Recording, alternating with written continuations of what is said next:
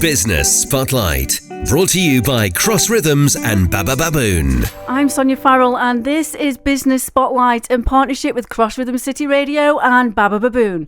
Joining me in the studio this week, we've got Nick Pilgrim from CineRobota. Hi. Hi, Nick. Hello. How are you?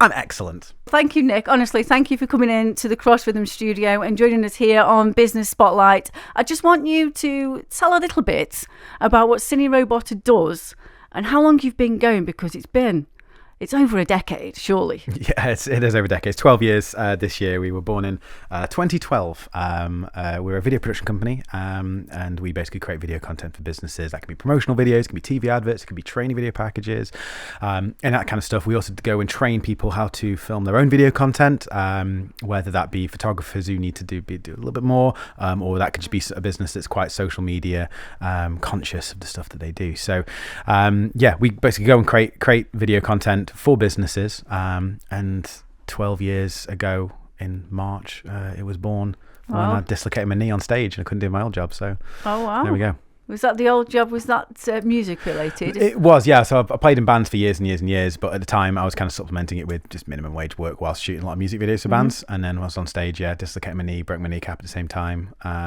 First date of a tour, and then tore my ACL, MCL, IT band, made the right mess of it. And then I was like, oh no, I need to find something else to do this whole money thing that I keep hearing so much about now. So I kind of got talked into creating a business by a friend of mine. Cool. And you've not looked back? Nope. And over the years, Nick, you would have seen more and more. You'll know a lot more and have a lot more knowledge than me about video and video production. Okay. But more and more now, especially with the impact as well, and the freeness, should I say, of social media. More and more people, whether it's a business or it's an individual member of the general public, etc. They are producing or aiming to produce and create their own videos. How do you feel about that and using social media channels for video production? I think that's a really positive thing. Obviously, I'm a massive advocate for video content for businesses to promote themselves, because I just think it's just an amazing platform to do that. It can communicate emotion in ways that other platforms cannot. And if you tap into that in the right sort of way, and you put yourself across in the right way as a brand, that can be absolutely spectacular for your brand. It can sometimes, if you do it badly, it can sometimes be detrimental, and that's obviously where we come in to try and help people kind of shoot their own content. Sometimes people have the personality of wooden plank, then that can be a slight problem, and that in that instance it's sometimes our jobs turn into a coaching thing of like, how can we kind of get the real you out and kind of get you to be put across in camera in the right sort of way. But in terms of delivery platforms, the fact that businesses can just have a platform just like that is spectacular, and wasn't something that really existed in the same way when we first started a business, because people just didn't have the same access to it. It's a bit scary how something called match cuts have become so common on TikTok now. And match cuts, that's where you see something that's there's a moment in a shot where there is a cut, I don't know, like someone holding their hand up to the camera, or kind of someone walking past something, or just the sorts of thing I'm talking about. That used to be a real pain to do, and still is a pain to actually set up, but TikTok seems to make it very easy, so that's cheapened match cuts. But aside from that, I think it's just a really positive thing for helping businesses get messages across, which is a massive barrier to some businesses. And in terms for a business, for a brand, you mentioned there, if it's done badly, it could be quite detrimental. Without naming any names from anything, but have you got any examples off the top of your head in the last few years that you've seen something which was really like scary for you, for what you do? Not scary, but sometimes you see businesses or someone in a business, they kind of get themselves in front of the camera and you can tell they're just really nervous. You can tell it's just not something that they're kind of comfortable with, and that's kind of okay, because no one is good the first time the first time they do the thing. It just happens to be sometimes with video content, especially if you're creating video content to put out to the outside world, the aim of that is to show it to the world. And so by getting good at it, you need to also be bad at it, but you also have to show yourself being bad at it, and that can be a bit of a barrier to some people. In terms of horror stories, I don't think there's a huge amount. I mean, we're seeing a lot of things like at the moment where there's LinkedIn's just flooded with people being like, this week I found out my dog had cancer. Here's what it taught me about B2B sales. And it's like, stop it. Just stop it. Try and be a bit more real. Try and be a bit more. People, we can smell the ridiculous sales spiel a mile away. It's just about being you. So a good example, Simon Sinek. Everyone knows Simon Sinek. He's a business mastermind, massive introvert, hates being on camera, and on stage, which is bizarre because he's so good at it. But you don't have to be the world's biggest extrovert to be able to be in front of a camera and to put across a message in a really interesting and empowering way. It doesn't have to be this big thing. Like, I'm a relatively extroverted kind of guy. I use my hands when I talk a lot. I have a lot of range of tone in my voice. But it would be a very boring place if the world... Actually, no, it wouldn't be a boring place. It would be a very vapid place if the entire world was filled with extroverts. We need introverts, and we need introverts to think about things and tell us about things, because us extroverts probably haven't thought about it quite as much as they have. Yeah. So getting that balance is really important. And trying to encourage people to utilize this incredibly powerful medium who maybe aren't as confident straight away, but maybe have really important things to say, is something I think we should all be on board with. And all the different social media channels, we've touched on it, but would you say, they're all there, there's all different ways in which content is used on all of them, whether it's TikTok or Instagram or Facebook or LinkedIn. Would you say a business, say they're looking to go out and they're looking to do their own video? Yep. Would you say they need to be targeting every single social media channel, or how would they do that? Absolutely not. No, you totally shouldn't. I think with especially with any social media platform, do what you do well and do it really well. And maybe, in fact, before that, take a step back and go, right, who are we targeting? What are our customer avatars? I know you hear about marketing a lot, but who are the people that we're targeting? What do they want? How old are they? What demographic do they sit in? And what do they want to hear about? If that audience isn't, 16 to 24 year olds, then maybe TikTok isn't the right audience for you. I know TikTok is gradually aging and the audience is gradually increasing in age. Well, that's what happens with age, isn't it? Time moves on. Yeah, we're all older than we were 5 minutes ago. Older and wrinklier. But I really feel like businesses, they just go, we should be on TikTok, we should be on Instagram, and instead of sitting down and thinking, no, where are your audience? What are your audience doing? Do you focus on C-level business owners or directors who are kind of big thinkers in their field? Maybe they're in a professional field. Maybe they earn six figures. I don't know. Don't target TikTok with that. Go on LinkedIn. Go speak to them. They're there, and you can reach out to them and speak to them, and that's incredible. So I think you just really need to, as a business, decide where our audience. Let's go where the audience are. Where do they hang out? If they hang out on TikTok, if your business is selling a makeup line, then you know what, TikTok is probably an amazing platform. Obviously, there's a gazillion different things that would be great for that. And in that case, don't go on LinkedIn. So I think really it's just a case of just figuring out where your audience are and then really focusing on your content on that platform. And the platform can sometimes decide upon your approach and what you might want to do with those videos as well. So, and if you were looking to do, you've mentioned training as well. Training others, to produce their own video content for their marketing. If you were looking to do, say, a short video, put you on the spot a little bit, but I'm sure you're going to be absolutely fine in answering this, but what sort of top 3 or top 5 tips would you be able to give to someone who was looking to do their own video content? Cool. I've just not put me on the spot at all, actually. So first of all would be practice. Just because you film something doesn't mean you have to use the thing. Do go into each filming session with the intention of actually posting and doing something. Otherwise, you will get analysis paralysis and you will kind of get stuck with that one.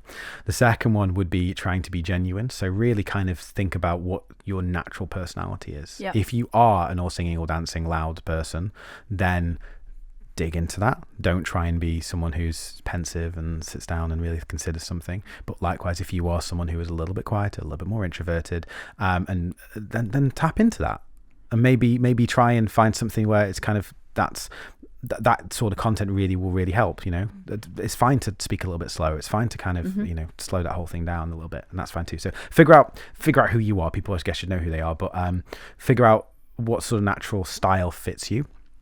And then the third one, I think, is commit yourself to a regular release pattern. Because here's the thing is that, and actually if we find that sometimes with our clients as well, we create a load of really nice video content for them and then we go, great. you now need to go and promote this, and there's marketing agencies we can introduce you to, there's social media content agencies we can introduce you to, there's brilliant companies like Bababoon we can introduce you to who can help you with this. But just so go and sit and work out what you're going to do. And then there's a lot of people, they just go, great, I'm going to do that with all the will in the world, and then those videos sit on the hard drive for a long time and they've spent a bunch of money on it. And that goes for your own video content as well. If you sit there and say every Tuesday I'm dropping a video, then and commit to that, commit loudly to the outside world that you're going to do it so everyone knows about it, then you will be galvanized into doing just that. And funnily enough, the more you do something, the better you get at doing something. And you compare both your results in terms of the quality of the thing and also your actual outcomes of the thing, whether that's more sales, more interaction, whatever. After 9 months, I think you'd be pretty amazed. It's almost like, you're holding yourself accountable. You've invested in this. Yep. So use it to the power that it's there for. Yes. And just like, we're talking about video, I'm going to ask you now, how can video content also work differently in a business? Could it be used as a networking tool? Yeah, absolutely it can. So it's interesting because I create my own video content. I've had a weekly vlog for years now, and at the moment we're kind of ramping it up a little bit because we can do more. So we do these other shorts as well. I'm posting sort of anywhere between 3 and 5 times a week. I've found over time that when I meet people in a networking setting, it's a little bit scary how many people have already seen the content that I've produced. And that might have been 6 months ago, but they're like, oh, I feel like I already know you. And I'm like, hi, what's your name again? I don't understand. But it puts you in a really good position because they have a good understanding, if you're genuine, about what you're about as a business owner, what you're about as a person. And you know what? If you are looking at potentially going into business with someone, whether they be a client or a supplier or just a partnership or something, having a good understanding about who you are as a business owner and what your business is about and what values you have and all that kind of good stuff, that can only be really good if they understand that already, because then you've got 50% of the work's already done, because then you just need to find out about them. Yeah. So. And it's again, I suppose, going back to the content when we've talked about it, when you're thinking about doing that, whether it's for yourself or even, talking to companies like yours as well, having that idea, not only where your audience is, but what are those messages as well that you want to get across at that time? Yep. That's invaluable, surely. Yes, exactly. And it just really does help speed things up. You're not meeting as strangers. One of you is, but the other one is not. It counters that also. If you've been disingenuous with your style, if you've just tried to be someone that you're not, then that's detrimental, because then you have to undo that work, or it can be a bit of a surprise to people. So, yeah, I found personally it's been really positive for our business, and I think that sort of thing can work for a lot of other businesses too.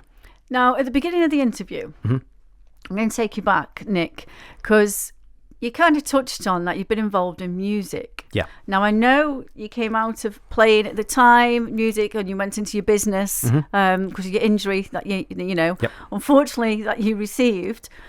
But I believe you're still into music. Well, I was at the time. They stuffed me into. It was the start of a 2-week tour before we were about to record a record, and so they stuffed me into the back of this old red post office van, which could go 50 miles an hour going uphill, 60 downhill, and literally it was just like, right, we're going to London today, and kind of stuffed me into the back with a full leg cast on, and did the entire tour with it. So.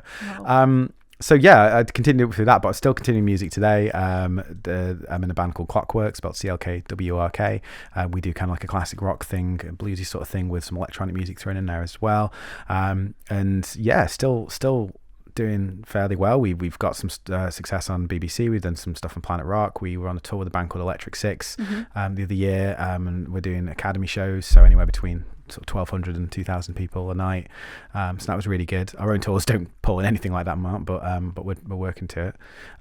So yeah, I think music's one of those things where the business puts food in my belly, the playing the band puts food in my soul. Would you say, though, being in the band and the music side as well has sort of helped you in running the business? Yes, absolutely, 1,000%. So a big sort of realization I had recently was that being in a band, running a band, helps set me up for business. If you go to do a business degree, pick a university, any university, chances are most people on that course are probably going to end up in mid-level, middle management in a council somewhere or something. Whereas they might go into that being like, I want to be an entrepreneurial genius. I think you would get more out of managing a band for 3 years than you would going and doing a business degree if you want to be an entrepreneurial person, because it teaches you everything from hiring band members, firing band members, motivating people who are talented but need a bit of a push, getting people to be a bit better who are motivated but need a bit of a push to be a bit more talented, project management, project coordination, getting to a gig on time, looking at it and going, right, we've got 3 hours to get to this gig, but we need to make it in 2 hours 45. Right, let's beat you, Google Maps, let's go. Figuring out how to budget correctly out of nothing, figuring out social media, figuring out how to engage an audience, what people want to listen to, messaging, copywriting, talking, like how to run an email, how to set up an email, making a website. You do all of these things and more. And what they don't tell you when you're starting a business, I'm sure you've kind of on as well, is that you have to do most of these things when you start a business, but nobody realizes it at the time. Yeah, you have to do a lot of things, Nick. And I think from saying there, being in a band, like you say, all those different things that you have to do, whether it's the organisational skills, the budgeting and everything like that, they are things that you do in a business. And I think that especially for anyone who's been in a band and is doing their own business must be a phenomenal grounding. Yeah, you don't even realise it. You kind of go in and going, oh, I can do this. Whereas you see all the your contemporaries just going, what? How do I open up a Facebook page? And you're like, oh, you sweet summer child, you have so much more that you're going to have in front of you than this. Yeah. So it's just makes it not scary. And that as well, when you mentioned that sometimes people who are starting their own business, they might not think, realise, we've got to do all these things, we've got to do this, we've got to tick that box, we've got to do accounts, we've got to do all these different things as well as market ourselves, sell ourselves, which is pretty scary in its own right as well. But maybe even somebody out there listening who's who's a fan of a band, might even be a fan of your band, you don't know. Who knows? Sometimes people don't realise how entertainment is actually a business as well for an individual. Yeah, I think a lot of this, we can blame the bands from the sort of 60s, 70s and 80s for this, who kind of going and smashing up hotel rooms. And then bands now are like, oh, we have to pay for that. Oh no. Okay, right. Sorry. Vast majority of bands that you will hear that say entry level on Radio 1, not talking like Ed Sheeran or slower than that, but vast majority of bands who are doing headline tours at something like an academy as opposed to a big thing will have side incomes, whether that's music teaching, whether that's running a company, whether that's going and just working in a 9-to-5 job. It's not something they talk about very often, but it's just a thing that's in music, because bands can't make money from records. It doesn't happen. So it all changes up, and in a way, it kind of, music then attracts the entrepreneurial spirits who sit there and go, no, screw you, I'm going to go and do this anyway because I want to and because I think I can. Yeah, do you think you can? And you have, and you keep going, Nick. Like we mentioned at the beginning of the interview as well, 12 years. You make me feel old. You're not as old as me, I'm sure. I'm not going to say my age, but 12 years, or more, you've been in business now. So just before you go, Nick, what's next for CineRobota, or what would you like to see for the future of the industry? I think I would actually like to see more people doing the stuff that we do in a weird way. Like, I know you people, feel like, there's competition. Why would you want to do that? Because then people are going to be... No. I think I would like to see more people pick up a video camera and try and start filming themselves. The low in inverted commas tier work that sometimes people do, I think that can start to be shot by people filming themselves. And the more technology comes along, mobile phones are terrifyingly good at shooting video content now. And a lot of it, the barrier to entry is no longer technology. The barrier to entry is willingness. So I would like to see more willingness to come forward to give this a go, because I also believe that if people are more willing to give it a go, eventually they're going to find uses for this, and then they're going to go, you know what, maybe we need someone who can do this a little bit more, with a little bit more jazz hands going on. We can do this a little bit higher production value, and that's where we can kind of come with this. Does mean that we have to be really good at what we do, but I'm okay with that too. Brilliant. Nick Pilgrim, thank you so much for joining me on Business Spotlight. That's Nick Pilgrim from CineRobota here on Business Spotlight in partnership with Cross Rhythm City Radio and Baba Baboon. Business Spotlight, shining a light on our local business community. Brought to you by Cross Rhythms and Baba Baboon.